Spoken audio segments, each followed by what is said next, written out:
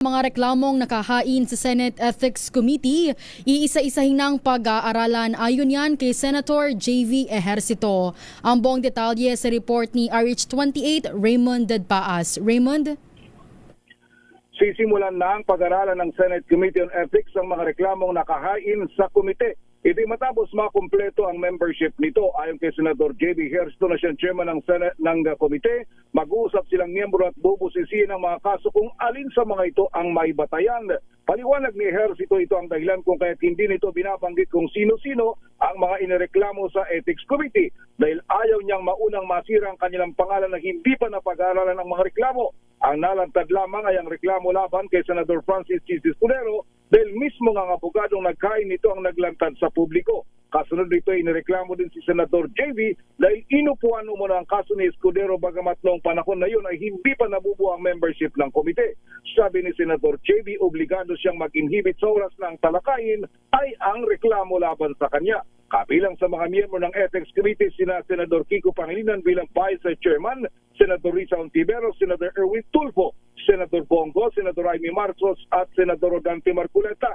Ex-officio members sina Senate President Pro Tempore Panfilo Lacson, Majority Leader Juan Miguel Zubiri at Senate Minority Leader Alan Peter Cayetano. Narito si Senator J.B. Ejercito.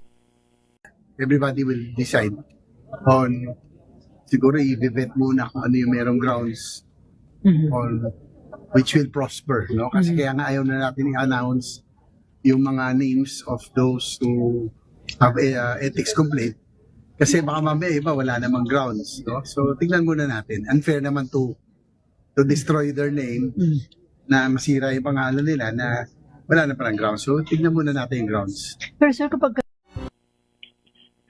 Ang bahagi ng pahayag ni Senador J.B. Ejercito. Ito si Man. Raymond Dadpaas. Ba't di natuloy ang privilege speech ni Senator Rodante Marculeta? Ba't na-chope? Wala pa, Mayor, dahil yun ang hinihintay namin hanggang ngayon. Doon sa inilabas na agenda ngayong hapon ay mauuna pa siyang o mauunang mag-deliver sa kanya ng privilege speech si Senador Loren Legarda, Mayor. At hanggang ngayon ay wala pa dahil kanina ay naging abala yung mga senador doon sa retirement honors na ibinigay kay Attorney Renato Bantog Jr.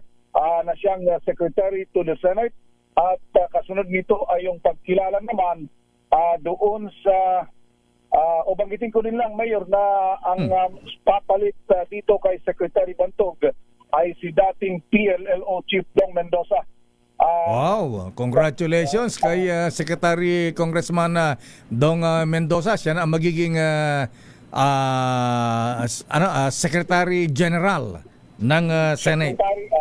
Senate Secretary, Mayor, Senate Secretary. Senate Secretary. Okay. Si Secretary Dong.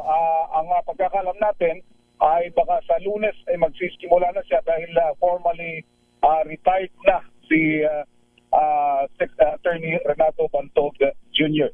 At maliban dyan ay pinarangalan din kanina yung mga delegasyon ng Pilipinas sa Philippine Para Games sa Thailand nitong buwan ng Enero. Kaya sa ngayon naka-break muna ang Senado at hintayin natin sa kanilang pagbabalik kung matutuloy na yung privilege speech magkasunod. Privilege speech is Senator Loren Legarda at yung kay Senador Rodante Marculeta. Ito si RH28, Raymond Dadpaas para sa DZRH, una sa Pilipinas, una sa Pilipino.